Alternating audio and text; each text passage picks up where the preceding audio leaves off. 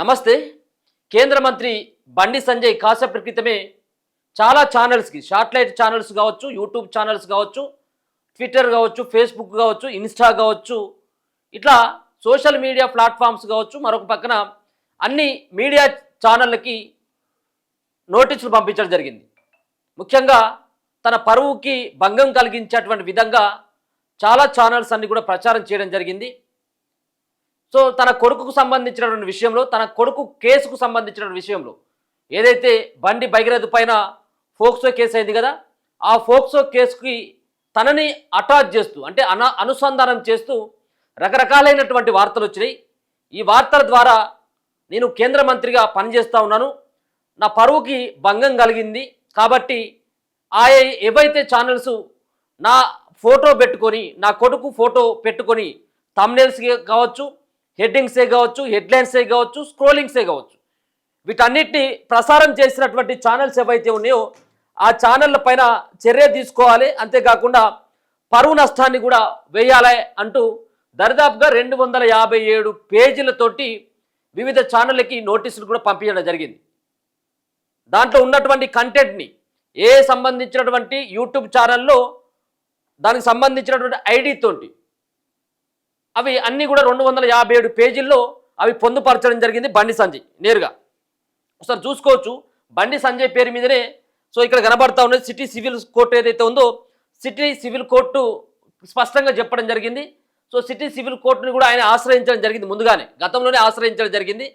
నా పేరు పైన ఎటువంటి వార్తలు కూడా ప్రసారం చేయకూడదు, నా పేరుని ఫోక్సో కేసుకు అటాచ్ చేస్తూ ఎలాంటి థంబ్నెయిల్స్ కానీ ఎలాంటి వీడియోలు కూడా రాకూడదు అంటూ ఆయన కోర్టుని ఆశ్రయించడం జరిగింది. ఇదే సందర్భంలో మరోసారి పరువు నష్టానికి సంబంధించినటువంటి ఒక లెటర్ కూడా కనబడతా ఉన్నది. దీంట్లో ముందుగా గూగుల్ ఎల్ఎల్సి అన్నటువంటిది గూగుల్కి ఆల్రెడీ నోటీసులు పంపడం జరిగింది. గూగుల్కి సైతం కూడా, గూగుల్ అంటే యూట్యూబ్ అంతా కూడా గూగుల్కి సంబంధించినటువంటిది. అలాగే రెండోది మెటా సంబంధించిన ప్లాట్ఫామ్.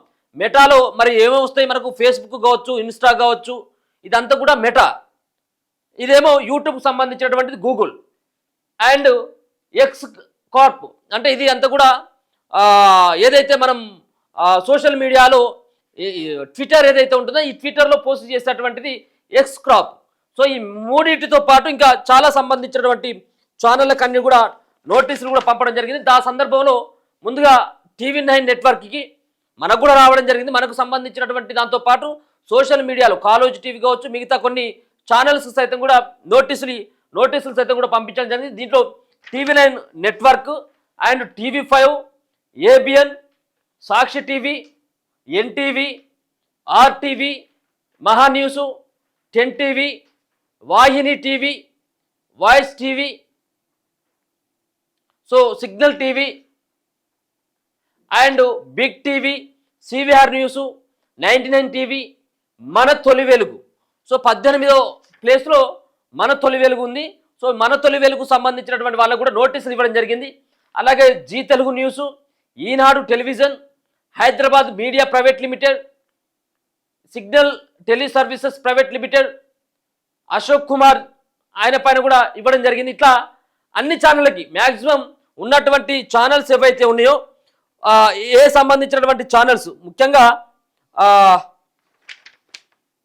ఉన్నటువంటి శాటిలైట్ ఛానల్స్ ఏవైతే ఉన్నాయో శాటిలైట్ ఛానల్స్తో పాటు యూట్యూబ్ ఛానల్ కూడా మనకి ఇప్పుడు స్పష్టంగా కనపడతా ఉంది కదా.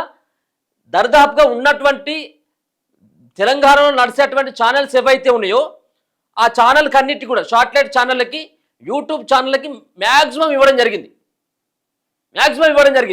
ఇది 257 పేజీలు. ఇక ఇప్పుడు మనం ఇట్లా అంటే ఇక చేయి నొప్పు పెట్టాల్సింది తప్పించి అంతా కూడా సారాంశం ఏంటిదంటే, నా కొడుకుకు సంబంధించినటువంటి కేసులో నన్ను అటాచ్ ఏ విధంగా చేసి వార్తలు ప్రసారం చేస్తారు, దీనివల్ల నా పరువు అంతా పోయింది కాబట్టి పరువు నష్ట దావా వేస్తూ ఉన్నట్టు ఇదంతా కూడా ఇవ్వడం జరిగింది. దీంట్లో చూస్తే దీంట్లో ఇవంతా కూడా ట్విట్టర్కి సంబంధించినటువంటి లింక్స్, ఇవన్నీ ఎక్స్లో పోస్ట్ చేసినటువంటి ట్విట్టర్.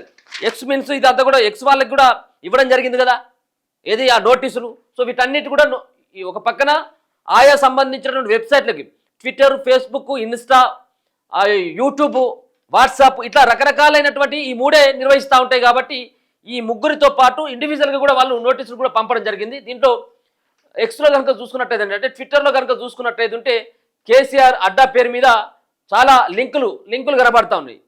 అలాగే వైఎస్ఆర్ ఇవన్నీ కూడా లింకులే, వీటన్నిటి కూడా రిమూవ్ చేయాలి, వీటికి అందుకోసం అని చెప్పేసి మేము నోటీసులు ఇచ్చినామని బీఆర్ఎస్ పార్టీ. అలాగే క్రిషాంక్, హరీష్ రెడ్డి, ఎంబీఆర్, తెలుగు స్క్రైబ్, కాంగ్రెస్, కేటీఆర్, రేవతి ఇట్లా పర్సనల్ కూడా ఇవ్వడం జరిగింది. ఛానళ్ళు లేకపోయినప్పుడు కూడా పర్సనల్ అకౌంట్లో ఏవైతే పోస్ట్ చేస్తూ ఉంటారో ఆ పోస్టులకు కూడా వాళ్ళు నోటీసులు కూడా పంపడం జరిగింది. తెలంగాణ కాంగ్రెస్ ఆర్ఎస్ ప్రవీణ్కి వ్యక్తిగతంగా పంపడం జరిగింది. ఆపన్న హస్తమట, బీఆర్ఎస్ న్యూస్, నల్లబాలు, Jagan BRS, Chandu BRS, Pavani Goud, captain ఫసాకట, కొనతం దిలీప్, ఇక దినేష్, పవన్ కుమార్ బీఆర్ఎస్, బ్లడ్ పింకట, దొర అరుణ్, అరవింద్ రెడ్డి, ఇట్లా రకరకాలైనటువంటి ఇవన్నీ కూడా దరిదాపుగా 36, దరిదాపుగా 50, ఇప్పటికే 50 దాటిపోయింది. కొండా టీం, తెలంగాణ దినేష్ అట, ఇట్లా వీళ్ళందరికీ కూడా నోటీసులు పంపి వీళ్ళందరిపైన కూడా డిఫమేషన్ వేస్తున్నట్టుగా దీనిలో స్పష్టంగా కనబడ్డది. ఇవన్నీ కూడా లింకులే, సంబంధించినటువంటి లింకులు.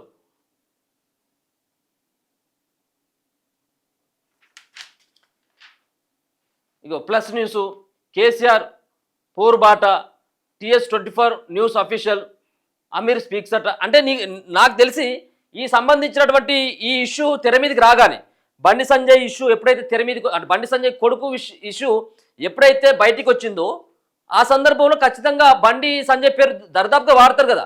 ఎవరు కొడుకు అన్నప్పుడు ఖచ్చితంగా బండి సంజయ్ కొడుకు, కేంద్ర మంత్రి కొడుకు అని చెప్పేసి ఖచ్చితంగా వాడుతూ ఉంటారు.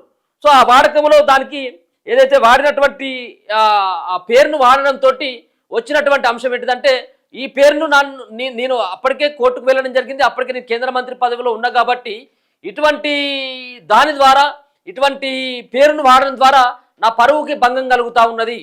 నా కొడుకు తప్పు చేస్తే పోలీసులు ఉన్నారు, న్యాయస్థానాలు ఉన్నాయి, కోర్టులు ఉన్నాయి, దాన్ని బట్టి ఏమైనా శిక్షలు వేసినట్టయితే నా కొడుకు అనుభవిస్తారు తప్పించి దీంట్లో నాకేం సంబంధం అన్నటువంటి విధంగా బండి సంజయ్ యొక్క ప్రవర్తన కనబడ్డది.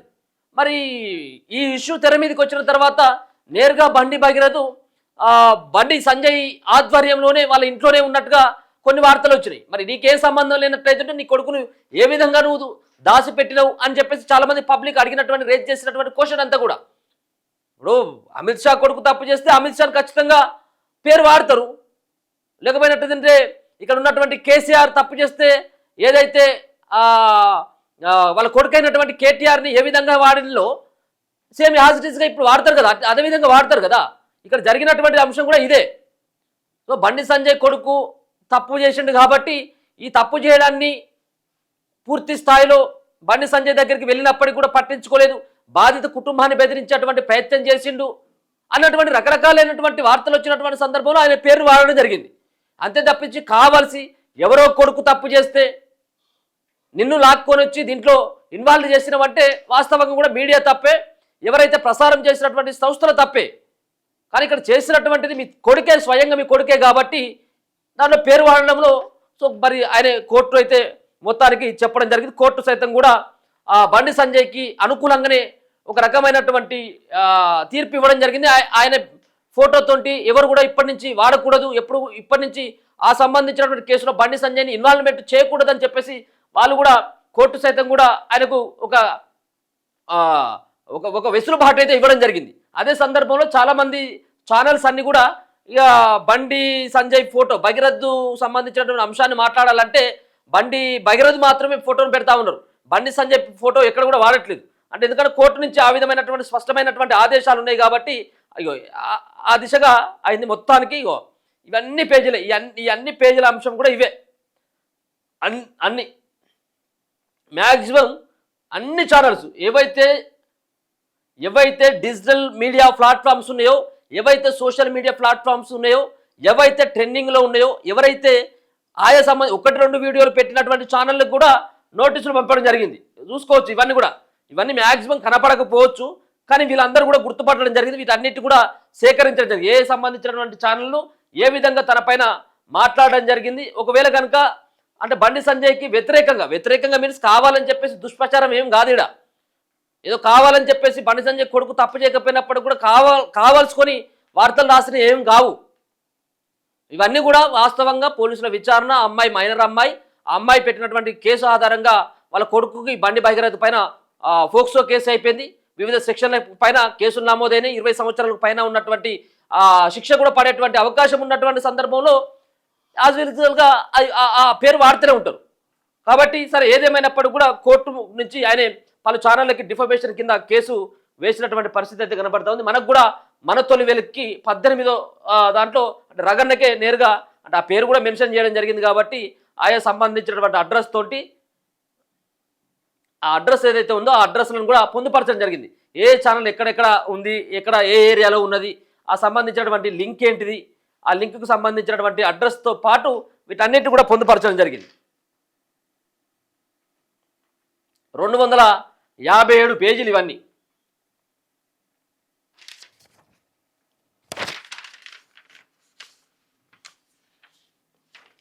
ఇంకో శాటిలైట్ ఛానళ్ళతో పాటు మిగతా అన్ని ఛానళ్ళు కూడా నోటీసులు పంపడం జరిగింది.